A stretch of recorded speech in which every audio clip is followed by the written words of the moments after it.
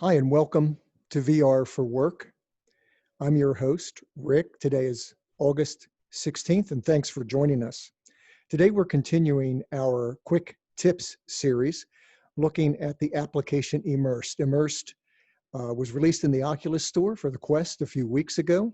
It's one of the applications we use very regularly here at VR for Work to bring our Windows desktop into our headset. Immersed works with Windows, Mac, and Linux. You can reach any of those operating systems from within your Oculus Quest headset using Immersed, and we highly recommend you try it out. Well, today we're going to have a quick tip that's going to focus on the immersed environments. And while this may not sound very technical, I think one of the key things that virtual reality brings to the table and Immersed has really capitalized on is how the environment contributes to your work effort.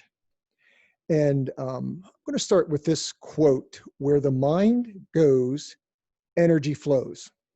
And think about the efforts you may have experienced even at your own office or place of business or work that has spent thousands, tens of thousands, hundreds of thousands of dollars to make environments that are conducive to the workflow or the work effort that goes on there. I work in the healthcare industry. We're building, new facilities and buildings, and a lot of time, energy, resources, and money go into how those environments are perceived by our patients and our visitors, and how they contribute to the healing process. And I think just as importantly, the environment you're in when you work contributes to your effectiveness. Let's start out. I'm going to suggest here, this is my own work here. This is not based on any other theory, although I'm sure you could go out there and find theories on productivity and efficiency and studies that have been done. And I don't think I'm too far off the mark here, that there are types of workspaces that contribute to certain types of work. And so when you look at needing to focus, and in this particular case, I think, being productive, doing certain tasks, especially as a digital worker, right? Working in a smaller, tighter area that's quiet and isolated helps you really focus on getting those particular tasks and individual series of steps done, right? Things that don't get in your way. And then there are these areas that are meditative, right? You might think of conference rooms, meeting rooms, right? That are moderate in size, they're open and airy, and quiet and comfortable, right? These are areas you want to be in when you're planning or you're learning, right?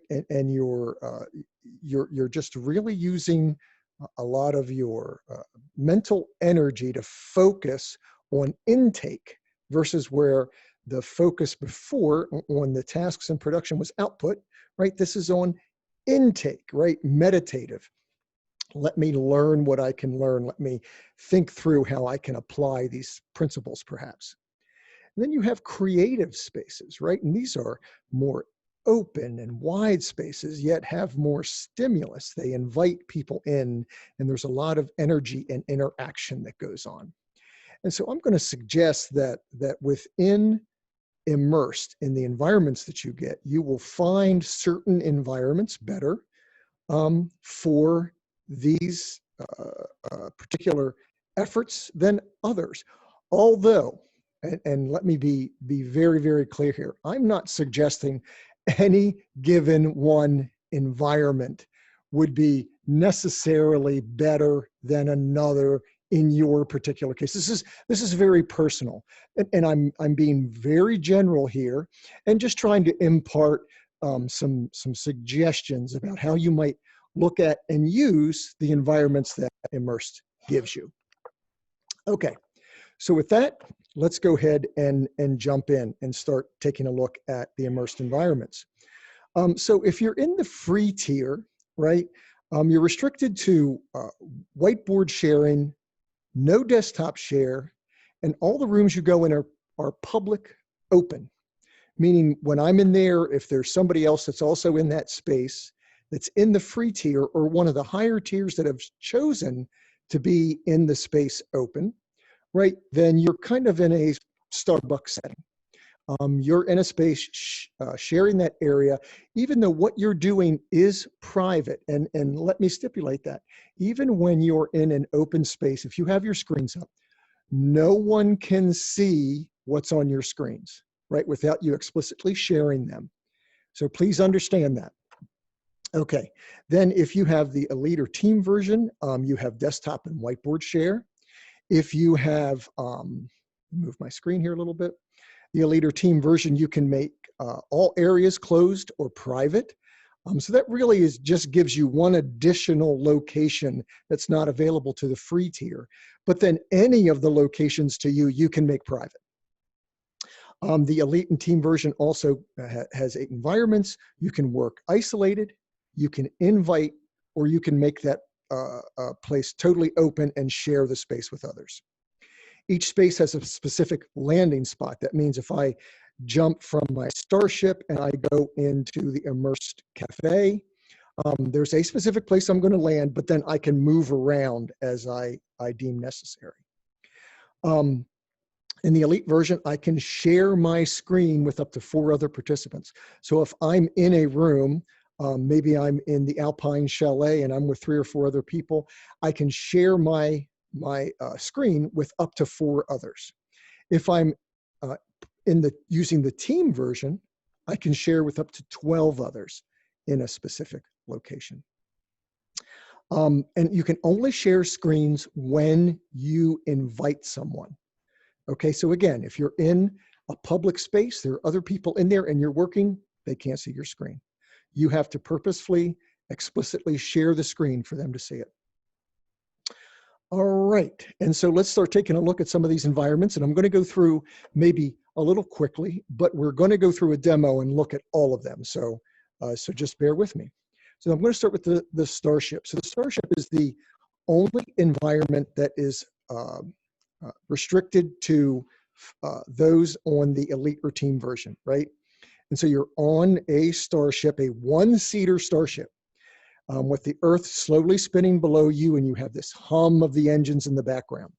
And I think it's important to talk a little bit about the sounds because, again, the whole ambience, I think, contributes or takes away from the particular focus that you have. So this is a very private space. It's closed in, it's contained, it is isolated, and I think it's very good for that, focusing on tasks and producing. That's where I spend most of my time when I'm in Immersed, is there in the Starship. Then you have the Cavern. Cavern, again, very good for focus. It's very isolated feel. You come in, you're perched on a ledge over a waterfall with a river running through the cavern. You have that watery river sound in the background, very isolated feel. More, I would say a little bit more open. You can look across the cavern at other ledges and perches, and other people can come in there, as it can on the Starship, but they won't be able to sit right next to you. So good for focusing on tasks, not where you would want to be if you're going to be talking to someone because they're going to be across the cavern. Then you have Above the Clouds. Now, I think this is where you start to get into that meditative quality that we talked about before, right? Where you're thinking or learning, and perhaps you're going to go here and participate in a Zoom or a WebEx or a Skype where somebody's given a presentation, and you want to really focus and pay attention. Very isolated area. Again, it's a circular platform floating in the clouds. Very open space. It is good to invite 2 to 7 others. Again, it's not a very large space, so I can look across and I can feel like I have kind of that face-to-face with somebody or a small group of people. Good for brainstorming, maybe pulling up a whiteboard and making some notes. You have the Alpine Chalet. Again, rather like the Above the Clouds. It's very focused, very meditative. It's comfortable, a rather retro-looking room overlooking snowy mountains with that crackling fire in the background. again, relaxing, quiet, meditative, great for small group discussions and whiteboarding. We have the Space Lounge, another one, good, focus, meditative. And I think you can start to get into this creative element, right? Because I find the Space Lounge very inspiring. You're on this platform with the Earth slowly spinning below you. You've got this hum of the engines in the background. And so you can, you can imagine spending some time looking out that window and just being inspired, seeing the Earth and the galaxy out behind it. Good for small group discussions. There's a sunken pit group that 5 people could sit around, again, giving you that circular meeting space. But you can fit up to, actually, I think I put 7, but I believe it's 8 actually that you can fit in the Space Lounge. And you have the Glass House, a meditative, I think, good creative space. You're in this small area, but very open. Outside these windows is an expansive plain, flat area with mountains in the background, snow falling. You've got a crackling fire in the background. Very relaxing, very comfortable. Good for, I think, one-to-one small group meetings and discussions. You have Cafe Immersed, which then gets into the, I think, creative element. Without a doubt, right? It's a large coffee shop setting. You've got a jazz music loop and background crowd discussion, right? That kind of gets the energy flowing a little bit. It really kind of gives you that sense that you're in a public setting. So a little bit more high energy, and I think good to get the creative juices, the conversation flowing if you're having planning sessions or brainstorming. And then you have Immersed Central, again, another great creative space, large, open floor, public area, again, all around, just very open, airy. You're floating in the clouds. You have this subtle water feature sound in the background, and great for group discussions of 2 to 5. All right, well, let's jump in. Now I'm here and I'm in my Starship, which I mentioned, I spend most of my time doing my work. I've got this great view. I'm going to, press down on my joystick and pull up the command panel here. Over here on the left, I'm going to pick the social button, right? And then here you can see I can pull up these public rooms, but you can see that right here, my privacy in my Starship is closed. That means even though if my friends see me, they won't be able to kind of send out an invite or anything else. Now, as I change this, I can make it invite only, or I could make it open. My friends could kind of drop in on me, if you will. Right, and I can have up to 7 people actually on the platform in front of me in the Starship. But let's jump out of this and we're going to go into Cafe Immersed. Now, this is the one that I said was just, I think, the best area for that kind of unique creative process. And it just so happened, I had set my privacy setting to open or public. So when I came in here, anybody else that was also in this space that's on the free tier or on the higher tiers, but also had set to open or public, I'll see them, and there's somebody sitting in this corner. So I've come into the default position and you can kind of look around this room, see the options. Now, let me pause it here. So I'm pressing on my joystick here, and you'll see these diamonds floating above the locations that you can teleport to. So as I pull these up, you can see there's a kind of an area over here that will sit 1, 2, 3, 4, 5. In this particular area, I'm sitting with the other person. There was 4. So you kind of understand that there are groupings. So if I were to come in here with 10 people, there wouldn't be an opportunity to kind of sit together. The Immersed team is still working on that larger group setting where you'll be able to do that level of sharing. But these areas are quite nice and quite comfortable to share with smaller groups. So I can come over here, and again, nice area to sit for 4 people. Now I'm going to jump over here in this corner and just wanted to bring out, this is the largest section that I've found in these environments where 7 people could potentially sit and talk. So right here.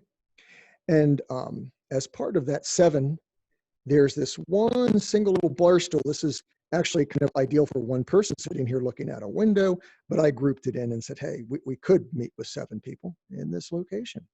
All right, we're going to jump out and go to the next area. And we'll give this a second to load. And here we are at the Alpine Chalet. Again, very comfortable area, a little bit of a retro feel. You've got the fire crackling. You can get up to 7 in this room. Very good for small group discussions, or frankly, just for sitting, thinking, or again, that idea of pulling up your computer monitor and maybe participating in a video conference. Great area for something like that. Okay, and now here we are on the Space Lounge. And again, we have this pit group over here where you could seat 5. You could get 2 over by the window, 1 in the kind of single individual command chair, if you will.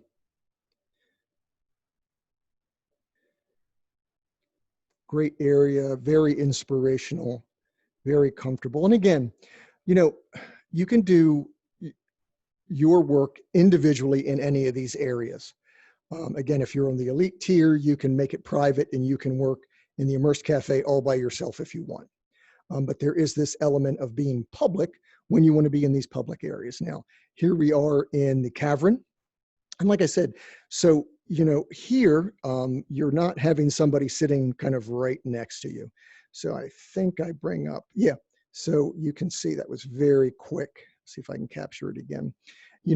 There are seating places over on these little alcoves, if you will, across the cave, and not really side by side. So much like the Starship, kind of designed to be a little isolative on purpose.